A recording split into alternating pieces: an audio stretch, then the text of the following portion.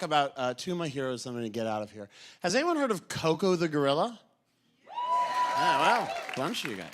Coco the gorilla, for those of you that don't know, is a gorilla that speaks fluent sign language. And in 1999, this is true, Coco met Robin Williams. And last year, they told Coco that Robin Williams had passed away, and Coco went, "Coco friend, Coco sad." Yeah, which is sad. But on the plus side, how funny was Robin Williams that even gorillas were like, "This guy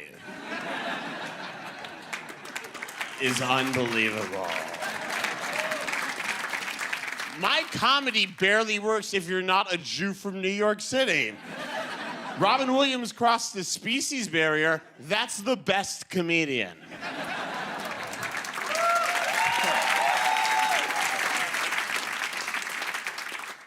Second of all, and obviously, did they have to tell the gorilla that Robin Williams had passed away? She wasn't gonna catch it on CNN or anything like that. Someone walked into a gorilla enclosure. In like early 2018, they're like, "Hi, Coco? Can you put down the banana? We have bad news." And they tell Coco, and Coco's like, "Oh no."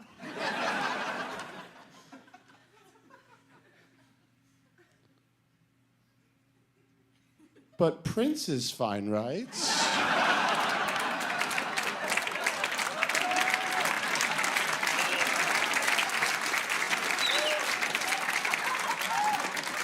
Get the gun. Coco, calm down. And Coco's like, "Why was the last David Bowie album so sad?" And they're like, "Coco!" And Coco's like, "What else do you know?"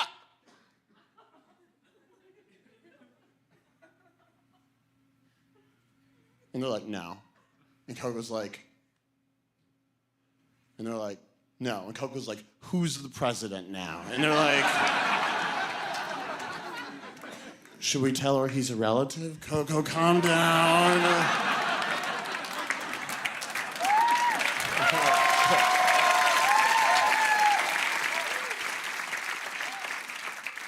My other hero growing up was Neil Armstrong, and not just because he won all those bicycle races, but because he was the first guy to walk on the moon. That was America's best moment. I love it. It was America's 50 years ago this year. That was America's best moment. We beat Russia to the moon in the middle of a Cold War. And Russian spaceships are really expensive, really well designed. Because the way you build a Russian spaceship is different. The way you build a Russian spaceship is one large container, and then you take the top off, and there's a smaller container inside of it.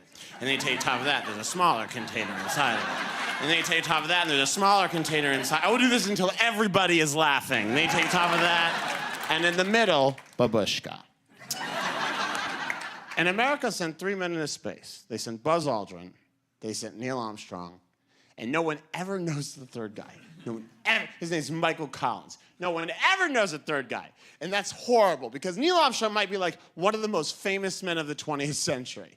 Michael Collins, third guy on that mission, he isn't even the most famous Michael Collins. There's a movie called Michael Collins starring Liam Neeson. It's about a different guy. And America sent these 3 guys into space, taking 4 days to get there. I don't know times when they got there, but I know it was nighttime. Because the moon was out. And then exactly 35 years later, I met Neil Armstrong in an elevator in New York. I walked in, this is totally true, and he was right there, and I was like, "Mr. Armstrong?" He's like, "Yeah." I said, "Can I have your autograph?" And he said, "I don't do that." And I said, "Mr. Armstrong, could I have a picture with you?" And he said, "I don't do that." I said, "Mr. Armstrong, could I shake your hand?" And I'll never forget this. He just looked at me, he went, "Kid, go away." You've only known me for a couple minutes, but if you need to know one thing about me, it's this. If I'm not having a good time, no one's having a good time. And because I was 15 and I only knew from sarcasm, I looked at Neil Armstrong and I said, this is the worst Make-A-Wish I could have possibly asked for.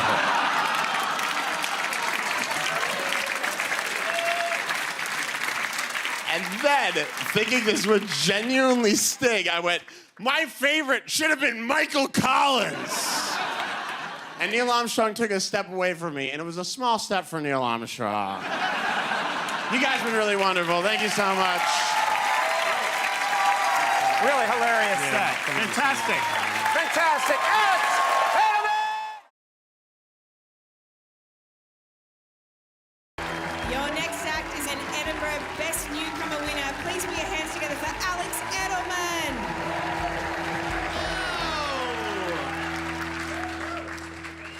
Thank you so much for having me.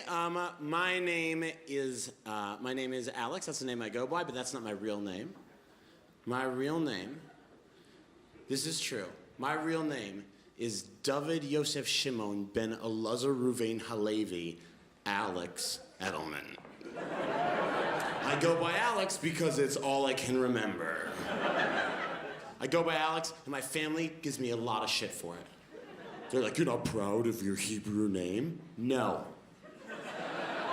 I'm not. My father's name is Elazar, and he's like, why aren't you proud of Hebrew? Why aren't you proud of Hebrew name? And I'm like, I don't know, Elazar, because it sounds like we're all in Slytherin. That's why. I have cousins, Menachem and Yitzchak. You can't even spell their names correctly in English because there's no English letter for phlegm. A lot of my friends are having babies or adopting, which is fine. I'm actually thinking a lot about adoption. I know that sounds silly, like I just turned 29 last week. And like, I think that's right on the edge age-wise, right? I think that's just like, just a little too old. I don't think anyone will take me at this point. But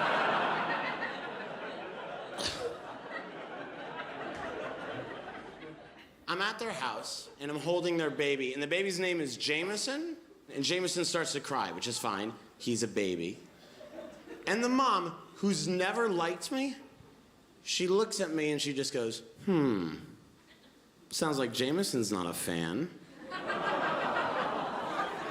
He usually has a really good sense for men. And I kind of like got a little annoyed and I was like, it's fine. He's a baby. He doesn't even know he's alive yet. And never say this to a parent. I went, he's just a bag of things at this point. And she drops the passive part of passive-aggressive, and she goes, he's very intuitive. And then I lost my temper. I was like, he's not. He shits himself.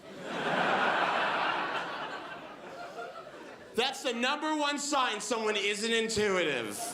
If you worked with someone and they shat themselves regularly, you'd be like, Roger is a lovely guy and a decent lawyer, but his lack of intuition is gonna cost us this case. Roger, go change, buddy!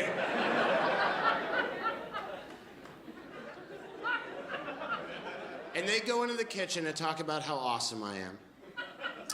And they come out, and she looks a little apologetic. She goes, sorry, we're a little uptight because people are judging us for the way that we're raising Jameson. I said, what are you talking about? And she told me this, and I didn't know it was a thing, and now I'm very aware it's a thing. She went, well, we've decided we're not gonna vaccinate him until we know more.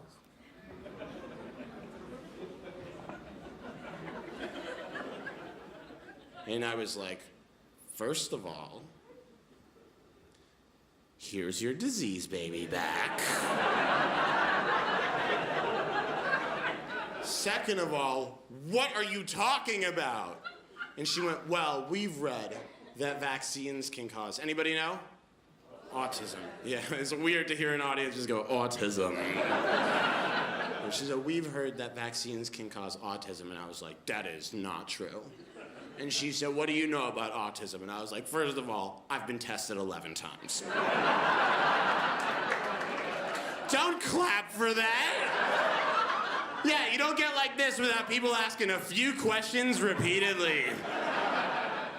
I went to a lot of child psychiatrists. I was a child psychiatrist slut. I remember sitting in a psychiatrist's office and my parents are talking to him outside the door, and I just remember overhearing my mom go, "What do you mean he's fine?"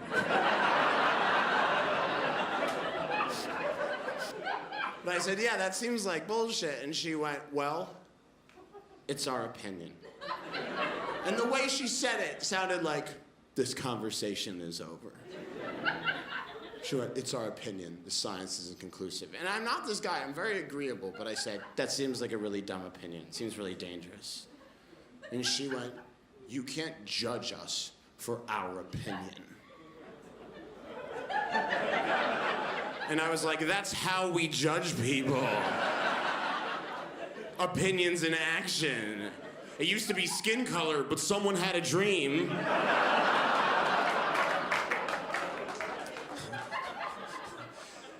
And don't owe it this, because it struck a chord with me. She said, "You can't judge me. Only God can judge me." I went to a Jewish school. I went to a yeshiva. I studied Torah every morning from 8 o'clock in the morning until 6 o'clock at night, because yeshiva is a Hebrew word meaning miserable. And one of the things they teach you is that when you believe that you're created by God, you believe that God acts through you. If you are kind, that is God showing kindness. If you are merciful, that is God showing mercy. If you show a little bit of understanding, that is God showing understanding. So she said to me, "You can't judge me. Only God can judge me." And that reminded me of yeshiva. And I had to calm myself down and explain to her that it's possible that God was judging her, but that I was the vessel through which he had decided to judge her. All right, guys, thanks so much. I'm Alex Edelman.